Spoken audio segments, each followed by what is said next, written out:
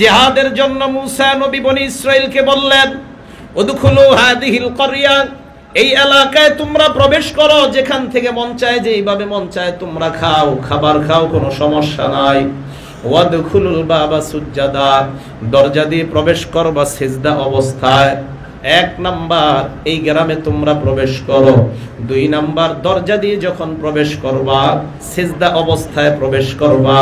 ওয়াকুলু হিত্তাতুন নাগফির লাকুম খাতায়াকুম। 3 নাম্বার, আল্লাহর কাছে বলবা হিত্তা হিত্তা, এই হিত্তা মানে আল্লাহ মেহেরবানি করে আমাদের গুনাহগুলো তুমি মাফ করে দাও।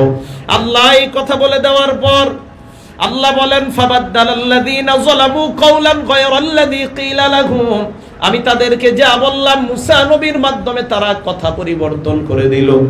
এদেরকে বললাম সিজদা অবস্থায় ঢোকার জন্য, এরা এইভাবে না ঢুইকা নিতম্বটা এইভাবে দিয়া, মাথা এইভাবে দেয় না, মানে আল্লাহ যেটা বলবে উল্টাটা করতে হবে। আল্লাহ বললেন মাথা নত করো, এরা মাথা এইভাবে রাখে, এভাবে রাখা আপনার পিছনের অংশটা মাটির সাথে হেসরাইতে হেসরাইতে ঢুকতেছে। এরপর আল্লাহ বললেন কুলু হিত্তা, আল্লাহর কাছে বলো আল্লাহ তুমি আমাদের গুনাহ মাফ করে দাও। এরা হিত্তর পরিবর্তে কয় হিন্ত। হিন্ত মানে হলো গম, আল্লাহ তুমি গম দাও, আল্লাহ তুমি গম দাও। আল্লাহ কয় হিত্ত, হিত্ত মানে গুনাহ ক্ষমা করো। এরা কয় হিন্ত, নুন বাড়ায়া। আল্লাহ কয় নুন ছাড়া বল হিত্ত, এরা নুন লাগায় কয় হিন্ত। হিত্ত মানে গুনাহ মাফ করো, এরা হিত্ত, হা ত তা হিত্ত, এরা হা নুন ত তা মানে হিন্ত, মানে আল্লাহ গম দাও, গমের বিচি দাও, আমরা মাটিতে চাষাবাদ করব। আল্লাহ কয় হিত্ত, এরা কয় হিন্ত, উল্টা। এই কথা বলার পর আল্লাহ পাক রব্বুল আলামিন এদেরকে কিন্তু আযাব দিয়েছেন। এদের উপরে একটা আযাব আসছে, হঠাৎ তাকায় দেখে একটা পাহাড় এদের উপরে এইভাবে দাঁড়ায় রয়েছে। পাহাড় এইভাবে উপরে আসছে পাহাড়। মুসা নবীরে কয় মুসা এটা আবার কি? কয় পাহাড়।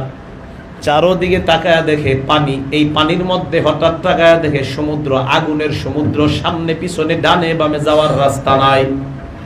মুসা নবীরে বলে মুসা পয়গম্বর আল্লাহকে বলে এই আযাব থেকে মুক্তি দেওয়ার জন্য। আল্লাহ কয় এদেরকে বলেন এই আযাব থেকে আমি মুক্তি দিলে তারা আর নাফরমানি করবে কিনা? কয় না না। আল্লাহ যখন ওই পাহাড় নামক আযাব সরায়া দেয়, ওই মুহূর্তে তারা সেজদা যেইভাবে দেয় ওইভাবে না দিয়া শুয়ে গেছে, সব মাটিতে শুয়ে গেছে। এরপর যখন মুসা নবী এদেরকে বিভিন্ন সময় বলতেন তোমরা সেজদা করো, ওরা সেজদা করতো শুয়া শুয়া। মুসা নবী বলেন এইভাবে কেন সেজদা করো? কয় এইভাবে সেজদা অবস্থায় আল্লাহ পাহাড় নামক আযাব সরায়া দিছিল, তাই এখন শুয়া শুয়া সেজদা করব। আল্লাহ যা বলবে এরা উল্টাটা করে। এই ঘটনাগুলো বলার দ্বারা আমার একটা উদ্দেশ্য আছে।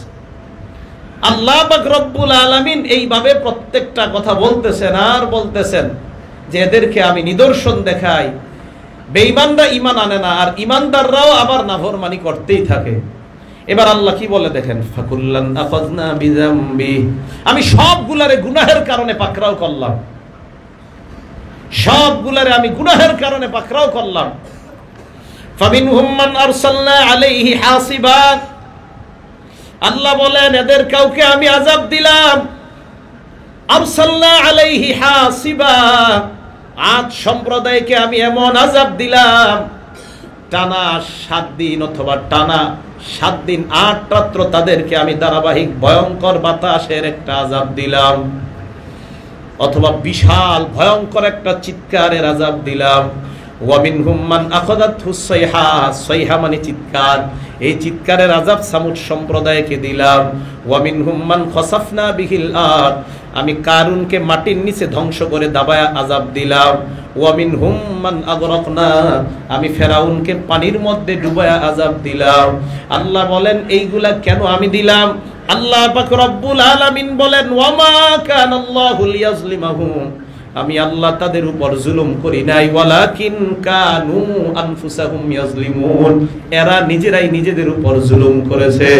এবার আসল কথায় আমি আসি। দুনিয়ার মধ্যে গজব আযাব আসার 1 নাম্বার কারণ হলো জালেম, জুলুম করা। জুলুম যারা করবে ওই সম্প্রদায়কে আযাব দেখে।